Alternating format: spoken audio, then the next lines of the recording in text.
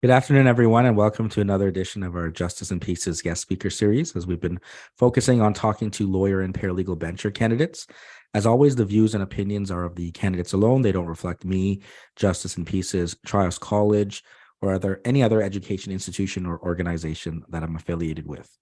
Today afternoon, we have Laura joining us. So first of all, thanks so much, Laura, for taking the time to speak with us. Perhaps we can get started. You can tell us a little bit more about yourself. Sure. And thank you so much for inviting me and for doing this interview process for all of the bencher candidates, because it's important to hear directly from them. So about me, I am a lawyer. I'm a partner at Strigberger Brown Armstrong, which is an insurance boutique firm with 21 lawyers. I was called to the bar in 2008, having gone to Windsor Law. Currently, I am on the board of directors for the Defense Research Institute, DRI. It's an international civil defense organization based out of Chicago, but I'm ending my 3-year term, unfortunately, in October. Previously, I was the president of the Canadian Defense Lawyers, and outside of work, I've served on the board of the Ronald McDonald's House Charities of Southwestern Ontario. I'm also quite involved in a dog rescue organization called Paws United. The organization works to find homes for dogs that have been abandoned or surrendered for various reasons. And I did try to foster a dog, but that was very unsuccessful because he joined our family quickly because I couldn't say goodbye to him. And so I will apologize in advance, JP. He might bark in the background. So that's if you hear barking, it's because Jam is in some sort of staring contest with something in our backyard. So, and then lastly, I'm married to a criminal defense lawyer by the name of Jeff Snow. Perfect. Now, Laura, with all of that you've done and are doing still, I guess the next thing that you're looking to add to your portfolio, if elected, is being a bencher for the Law Society. Why are you running for bencher? Quite honestly, I've been very disheartened by what I've seen in the last 4 years from convocation and really the level of dysfunction. I have always felt, being the first lawyer in my family, that it's a privilege to be a member of the bar. I felt so honored throughout my career to be working with so many amazing lawyers and paralegals. And so it was really upsetting to me to see the reputation of the profession being tarnished by, really incivility by members of convocation who were really supposed to be the role models for being a lawyer and a paralegal. I think I've also always found service and giving back as a lawyer to be very important, starting from day one. I was actually I think it's called the articling student rep back when I was articling in 2007, and then continuing on into my various roles, like I've mentioned. And so I thought that, given what was happening at the Law Society, that I would put my name to be considered to join the Bencher Good Governance Coalition and to run for bencher. And that, hopefully I can give back and bring convocation back to where it should be. Now, in terms of where it should be or changes there, what would you like to see done if elected? What are the things that are the most important to you, Laura? In terms of key priorities, there's a lot, and I appreciate that you have other interviews to do, and we only have a short period of time together. So I'll focus on really the top 4, I guess, issues. So the first is, and it kind of goes with why I'm running for bencher, which is trying to rehabilitate the perception of convocation benchers in the Law Society. And it's, from my perspective, divisiveness has really taken a toll. If we look at some of the issues, the fact that it took essentially 4 years for the minimum wage for articling students motion to pass, and only at the end of the day by the smallest of margins, that's troubling. And I think that outsiders look at that and have concerns about if we're actually still able to self-govern. And so I want to work on bringing convocation back where we have, hardworking working groups and that report back to convocation, that convocation is spent having meaningful debates on important issues, and then votes happen after everyone has fully considered the issue, and that we're not getting distracted, on improper motions or on people being uncivil with each other. So I'd say that would be number one.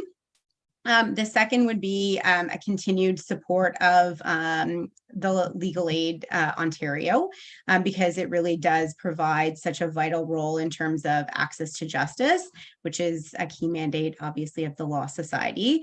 And I've seen firsthand about the importance that the private bar plays in terms of accepting legal aid certificates and representing individuals who are extremely vulnerable. And while it's true that the Law Society doesn't directly control funding for Legal Aid Ontario, it does play a really important role in terms of advocating for funding sources, provincial government, federal government, and it also plays a really important role in the Alliance for Sustainable Legal Aid, which involves coordinating formal and informal meetings from various stakeholders to ensure that the respective positions are being heard. So I guess that would be number two.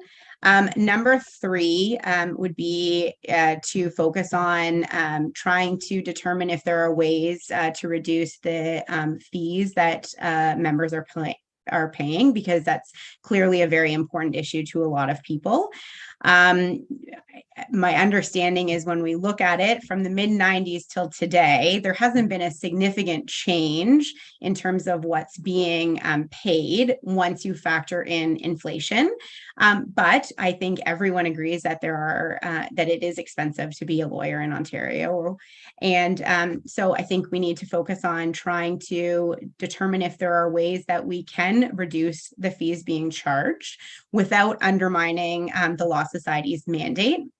And it can't be done in an arbitrary way where we say, well, we want to reduce the Law Society budget by 25%.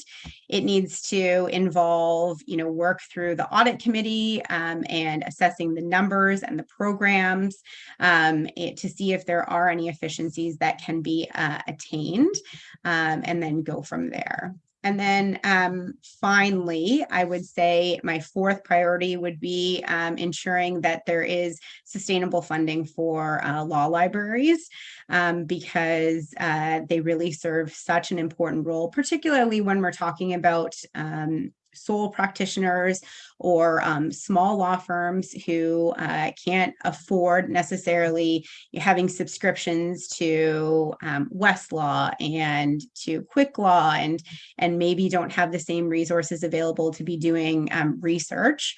And so the law societies, the law libraries can help ensure competency of licensees by helping them be able to stay on top of legal issues. So I guess in a nutshell, those would be my four key priorities, but there's just so many other things as well. But again, time is short in terms of our discussion. So.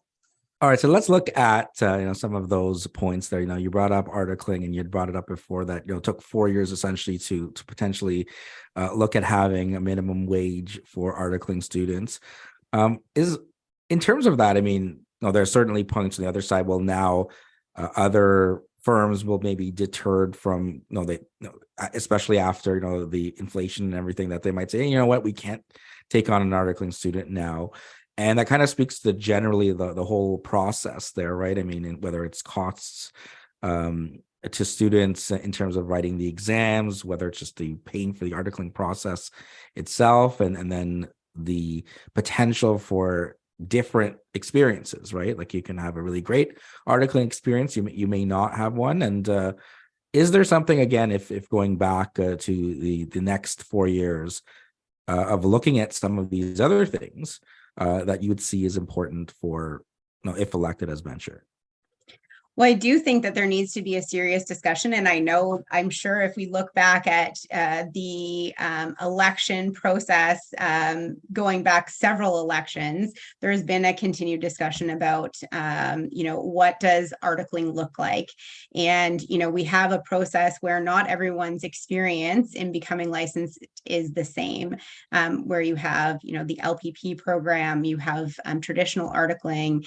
And so I think that there needs to be a real hard look to see about how we make it fair across the board and allow people to have the same experience to ensure that they're competent when they are ultimately called to the bar. But I do think that that would be another thing that over the next 4 years, there needs to be some, significant research and investigation into what articling looks like going forward.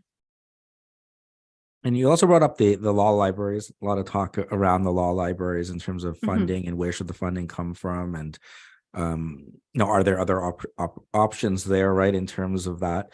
So again, different regions obviously will have different perspectives on how much they're using their law libraries, and in Waterloo, for example, right, whether how much is it vital compared to Toronto, for example, right, in terms of being like the lifeblood of where lawyers may mingle and events and things like that happening. So maybe you can touch on why it's important, from your opinion, there to continue funding from the Law Society rather than offloading it somewhere else.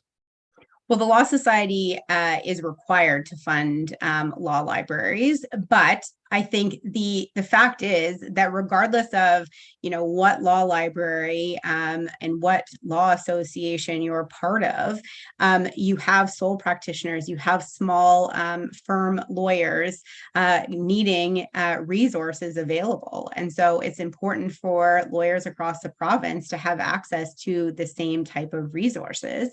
And there is strength in numbers in terms of being able to get resources at a discounted rate when everyone is participating in, negotiating. So there is strength in numbers.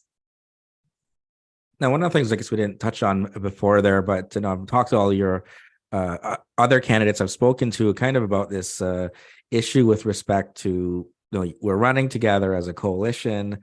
The reason you pointed out, well, I was disheartened by the last 4 years, and part of that may be because of slates in general, right? In terms of there was the 22 individuals for Stop, and now we're essentially doing even stronger with 45 deep, right? 40 lawyers, 5 paralegal bencher candidates.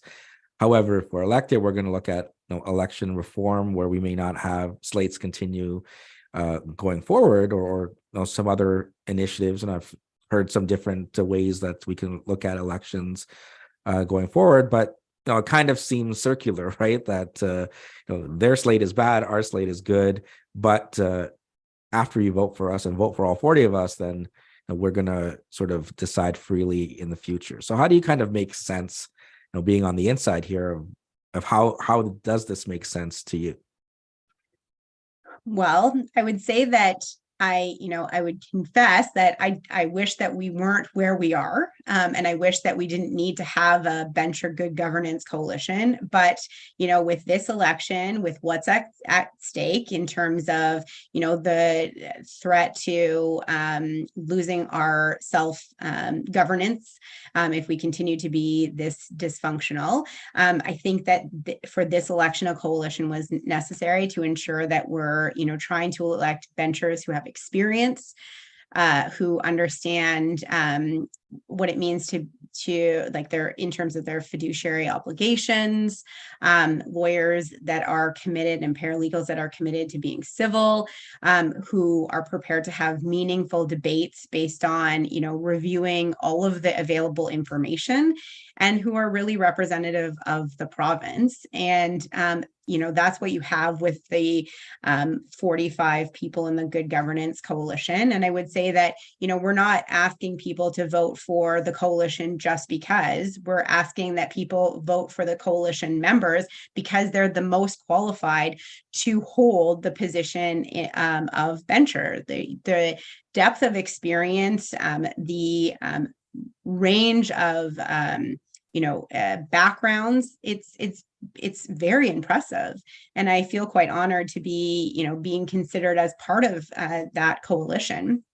But as you alluded to, I think it's important for everyone to understand about the fact that the goal is not to, and the coalition will stop being in existence once the elections are over, and there will be no voting block. There's no one going to be telling us how to vote, and really what is expected of any coalition member if they are elected is to vote on your conscience based on what you think of an issue, having reviewed all of the material and information. So it's not something that is going to go forward.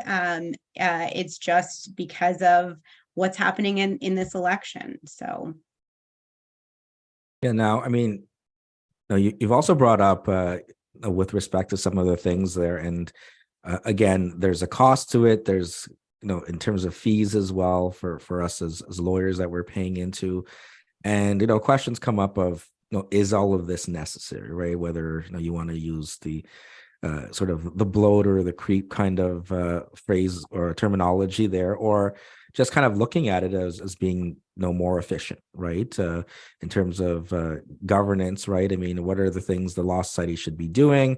What are the things the Law Society should be doing more of? And are they things that the Law Society should be less involved with? I mean, I don't know if from your perspective, I know you said you have all these other points there, but maybe you've looked at it and said, well, here's where I'd like to see my role as a bencher in the Law Society where we can do more of, and here's where I think we could be doing less of.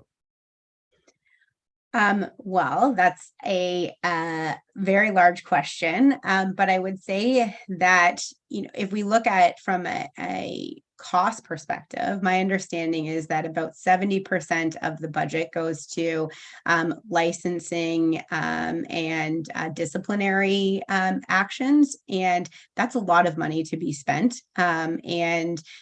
But the reality is that there's about 6,000 complaints that are received by the Law Society each year. And of those, when you take away ones that are outside the scope of the Law Society, so someone complaining, for instance, that their bill was too high, that wouldn't fall within the mandate, there's still about 3,500, 4,000 investigations that need to be done, and that's very expensive. And so, I don't have all the answers right now, but I would say that perhaps there is some way, and again, it would need to be considered based on all of the information, but in terms of streamlining how we deal with discipline of lawyers, both in terms of how quickly it's working through the system, and is there ways that some of the more minor manners could be done and dealt with in a more summary manner.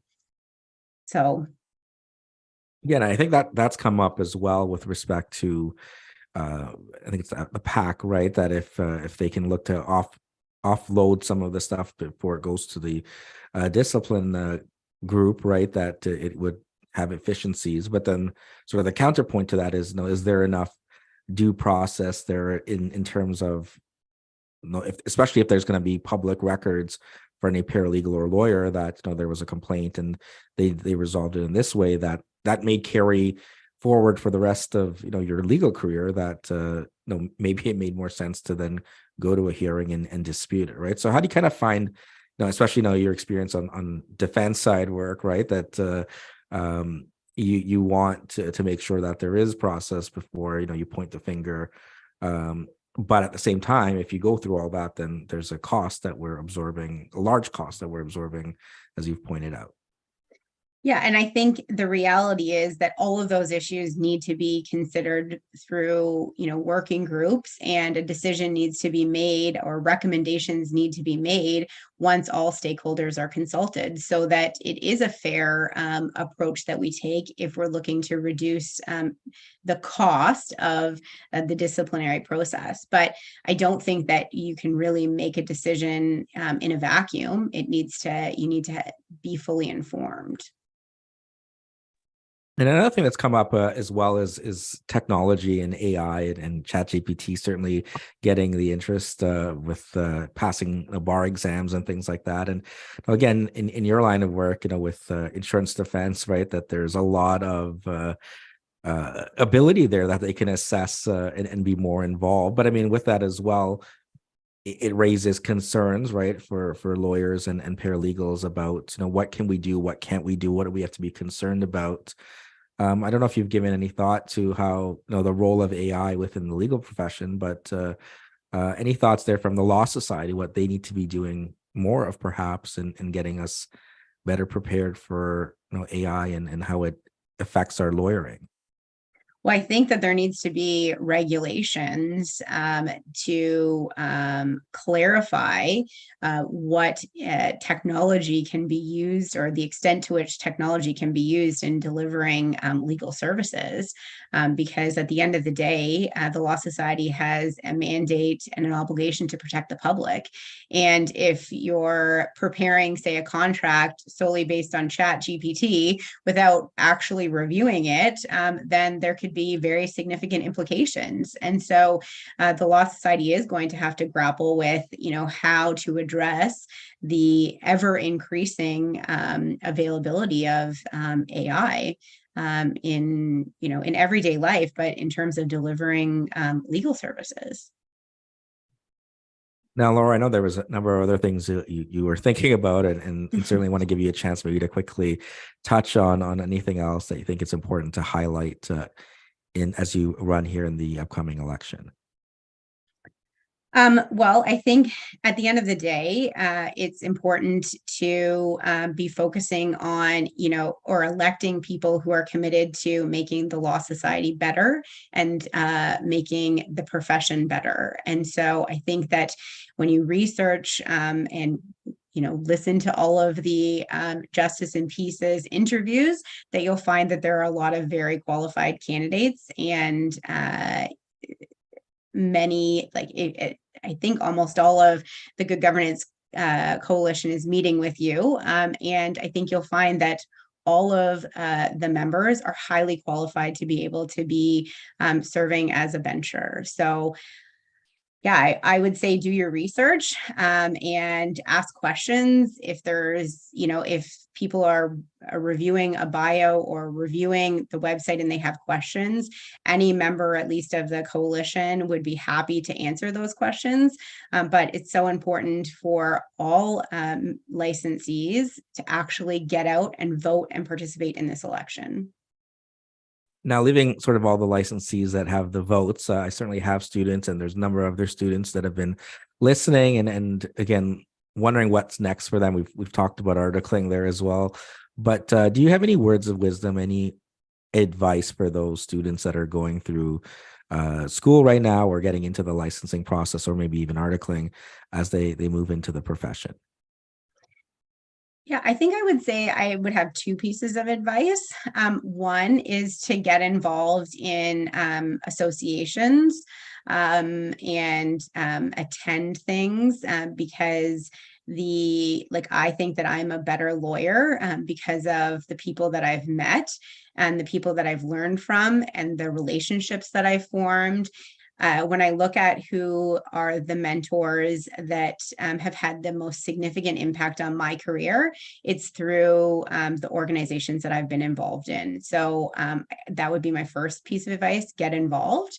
And then my second piece of advice would be, it's okay if you don't know all of the answers as you enter this profession. Really, I don't think anyone does. And what you should be doing is asking questions and being, comfortable enough to pick up the phone if you have a question, and reach out to someone who you think might know the answer. I found that, the vast majority of people are happy to help you navigate this this challenging career, and give you some, insight into the challenges they may have experienced, or to give you guidance in terms of how to tackle a challenge that you're facing. So those would be, I guess, my two pieces of advice for people just entering the profession. Now, finally, Laura, last question here for anyone that's listening and they are eligible to vote. Again, also good point to remind. I just see on my clock here, tomorrow is the 31st, right? So make sure you get your annual reports and everything filed for any of the lawyers listening. But for anyone eligible to vote, why should they cast one of their votes for you? Well, I hope that, in terms of the information that I've put out, in terms of answering survey questions, meeting with you, the information on the website, I hope that you can see that I'm hardworking and that I'm experienced, and that I'm really committed to making the Law Society better, convocation better. And that, my goal is to bring leadership, competence back to convocation. So I would appreciate your vote. My birthday is on April 19th, so it's the first day of voting. So, if you want, I would be happy for my birthday present for you to vote for one, and then second to vote for me, and then third to vote for the rest of the coalition. Perfect. So happy early birthday there to you, Thank Laura. you. And take care, and take care everyone else. Thanks so much.